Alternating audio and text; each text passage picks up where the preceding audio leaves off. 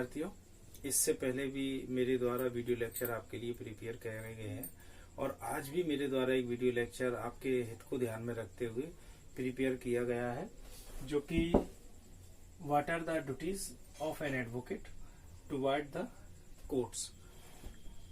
इसके पहले का जो मेरा वीडियो लेक्चर था उसमें मैंने आपको बताया था कि एक अधिवक्ता के कर्तव्य क्या होते हैं। सामान्य कर्तव्यों की मेरे द्वारा बात की गई थी कि उसके सामान्य कर्तव्य क्या है, जनरल ड्यूटीज। आज जिन ड्यूटीज की बात कर रहे हैं वो एक एडवोकेट के कोर्ट के प्रति हैं, एक अधिवक्ता के न्यायालय के प्रति क्या कर्तव्य होते हैं उन पर आज हम चर्चा कर रहे हैं।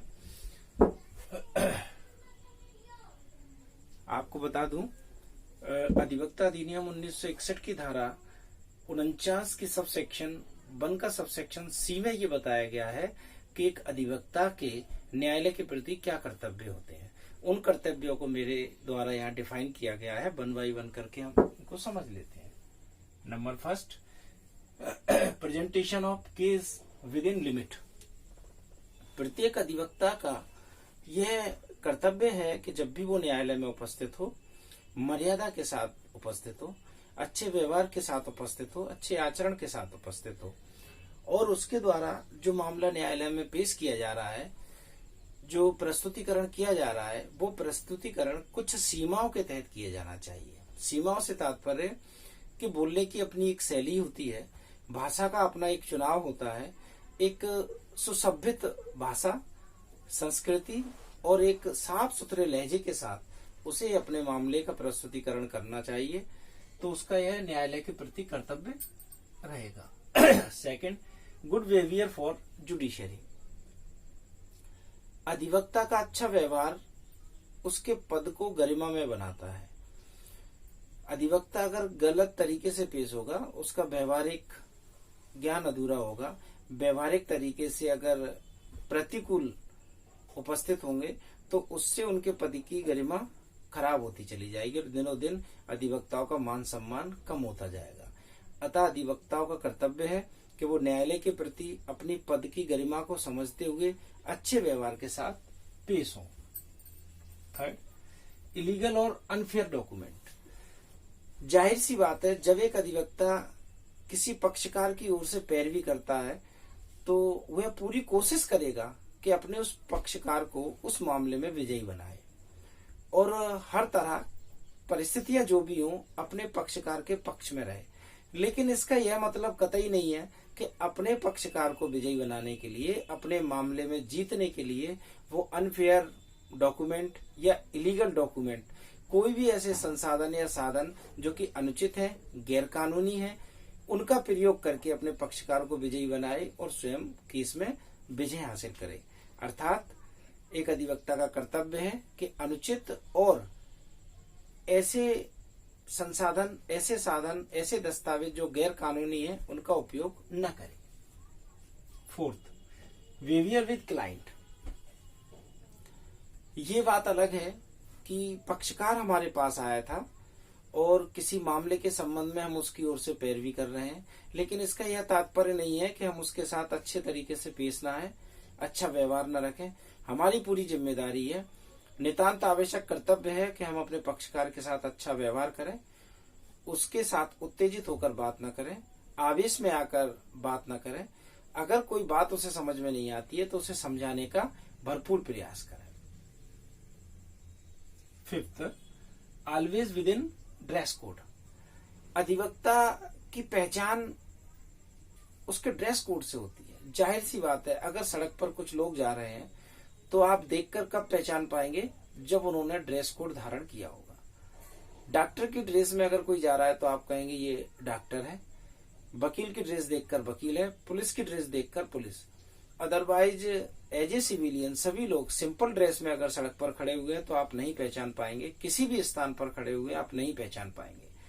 तो जब आप न्यायालय में प्रवेश कर रहे हैं और न्यायालय में एक अधिवक्ता के तौर पर प्रवेश कर रहे हैं तो आपकी जिम्मेदारी भी बनती है, आपका कर्तव्य भी बनता है और आपकी व्यवसायिक नीति भी यह कहती है कि आपको प्रॉपर ड्रेस कोड में होना चाहिए, जिससे कि न्यायाधीश महोदय और न्यायालय में कार्य करने वाले सभी लोग और वहां उपस्थित बाकी अन्य लोग भी समझ सके कि आप एडवोकेट हैं और आपके साथ वो उसी लहजे से पेश हो। ऐसा ना हो कि कहीं किसी परिस्थिति बस आपके साथ कोई अभद्रता कर जाए और बाद में आपको ये एहसास हो कि काश ड्रेस कोड हम पहने थे। तो ड्रेस कोड होना नितांत आवश्यक है। ये अधिवक्ता का बहुत अहम कर्तव्य है। 6th, rule of bias. Rule of बायस अगर हम पढ़ते हैं तो नेचुरल लॉ हमें पढ़ना पड़ेगा, और नेचुरल लॉ अगर हम पढ़ते हैं तो एडमिनिस्ट्रेटिव लॉ पढ़ना पड़ेगा। तो हो सकता है विद्यार्थियों आपने एडमिनिस्ट्रेटिव लॉ नहीं पढ़ा हो, नेचुरल लॉ नहीं पढ़ा हो, लेकिन मैं आपको बता देता हूं रूल ऑफ बायस क्या होता है। रूल ऑफ बायस यानी कि पक्षपात का सिद्धांत।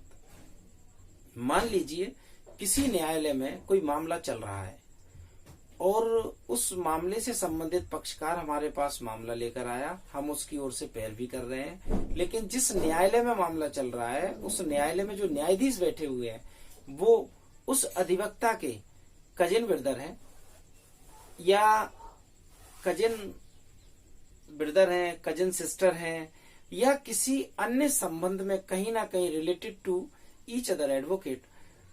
अगर किसी भी कंडीशन में वो अधिवक्ता से जुड़े हुए हैं, अधिवक्ता से कोई नजदीकी संबंध है, तो ऐसी स्थिति में अधिवक्ता को वह मामला नहीं लेना चाहिए और उस न्यायालय में पैरवी के लिए उपस्थित नहीं होना चाहिए, क्योंकि यहाँ ऐसी संभावनाएं उत्पन्न होती हैं कि शायद आप पक्षपात करें और मिलकर कोई काम अपने हित में कर लें। 7th, dress code is not allowed other place. अगर आप एडवोकेट एक्ट 1961 पढ़ेंगे और प्रोफेशनल एथिक्स में ध्यानपूर्वक व्यवसायिक नीतियों को पढ़ेंगे तो उसमें ये बताया गया है कि अधिवक्ता को अपने ड्रेस कोड को हर जगह पहनकर नहीं जाना चाहिए। कई बार ऐसा देखने में मिलता है कि अधिवक्ता कोर्ट गए और कोर्ट से लौटते हुए बाजार चले गए, बाजार से सब्जी के थैले में सब्जी लेकर आ रहे हैं, लोग देख रहे हैं। वहां आप अपना काम कर रहे हैं लेकिन आपको नहीं मालूम कि आपने जो ड्रेस कोड पहना है उस ड्रेस कोड की अपनी एक गरिमा है, उसका अपना एक मान सम्मान है। उस मान सम्मान को आप खतरे में डाल रहे हैं। आप एडवोकेट कब से कब तक है? जब आप कोर्ट गए, ड्रेस कोड पहने हुए, आप ड्रेस कोड चेंज करें, उसके बाद दूसरे कपड़े पहनकर बाजार जाएं। खास तौर से जो गाउन होता है उसे पहनने के लिए कोर्ट के अलावा किसी भी स्थान पर साफ साफ स्पष्ट तरीके से मना कर रखा है। अगर आप ऐसा करते हैं तो आप अपने कर्तव्यों की अवहेलना तो करते ही हैं, साथ में कानूनी तौर से गैर कानूनी काम कर रहे हैं। 8th, if a member other organisation. अगर कोई अधिवक्ता किसी संगठन या समिति का सदस्य है और ऐसी स्थिति में वह समिति या संगठन कोई मामला किसी अन्य व्यक्ति पर करना चाहता है तो उस मामले में आप उस संगठन या समिति के सदस्य होने के नाते अधिवक्ता के तौर पर पेश नहीं हो सकते। अतः आपका कर्तव्य है आप किसी और को अधिवक्ता के तौर पर पेश करें, आप स्वयं अधिवक्ता के तौर पर पेश न हो गए। 9, when advocate also beneficial person. अगर कोई मामला ऐसा आता है न्यायालय में जिस मामले में उपस्थित होने वाला अधिवक्ता या पैरवी करने वाला अधिवक्ता स्वयं ही हितप्रद है, हित धारण करने वाला व्यक्ति है, तो ऐसी परिस्थिति और ऐसे मामले में वह व्यक्ति अधिवक्ता के तौर पर किसी भी पैरवी में उपस्थित नहीं हो सकता है और ना ही उपस्थित होना चाहिए, क्योंकि अगर आप ऐसा करते हैं तो बात वहीं आ गई, it is against to rule of bias.